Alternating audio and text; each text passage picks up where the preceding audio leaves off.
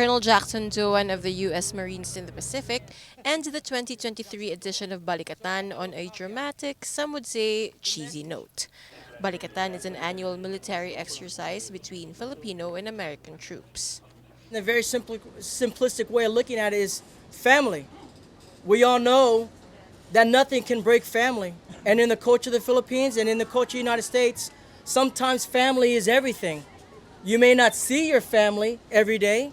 You may not talk to your family every day. But when your family calls you, you respond. But really, who can blame him? The 2023 edition is the biggest to date with over 17,600 participants from both countries. The final field exercise is a big one.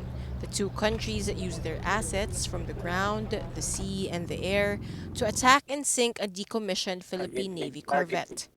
It's almost easy to forget that just 6 years ago in 2017, then Philippine President Rodrigo Duterte wanted the war games to stop. The Duterte years are remembered as a low point in U.S.-Philippine ties. But the times, they seem to be a change-in. From a president who once threatened to forget a defense agreement, comes one who gives Americans access to 4 new bases, and who comes all the way to Zambales to witness the war games himself. He even wears a military jacket and takes a good close look at HIMARS, a U.S. military rocket launcher. President Ferdinand Marcos Jr. does not speak to the media or the public during his Balikatan trip, but his presence alone is a statement in itself. This apparent shift in Philippine-U.S. relations, a far cry from his predecessor, comes just as tensions in the Indo-Pacific become even more volatile. And the Philippines, well, we're right in the middle of all of it. There's the tensions in the West Philippine Sea. And there's democratically governed Taiwan, a flashpoint for tensions in the region.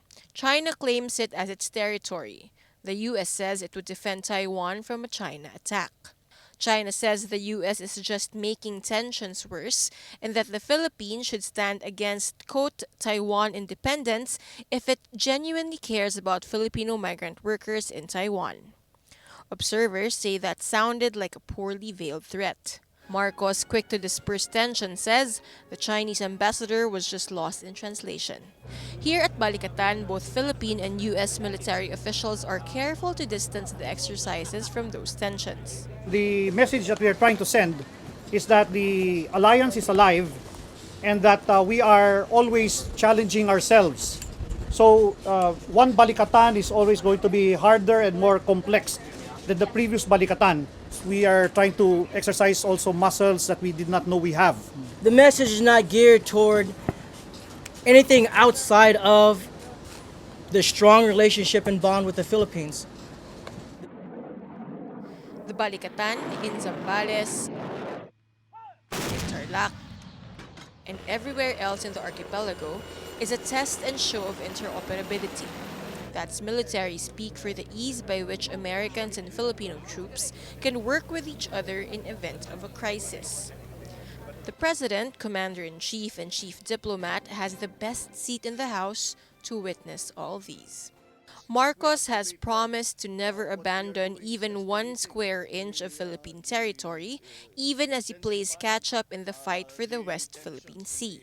And he says U.S.-Philippine relations and treaties need to evolve as the rest of the world changes. Will our apparent filial ties be enough?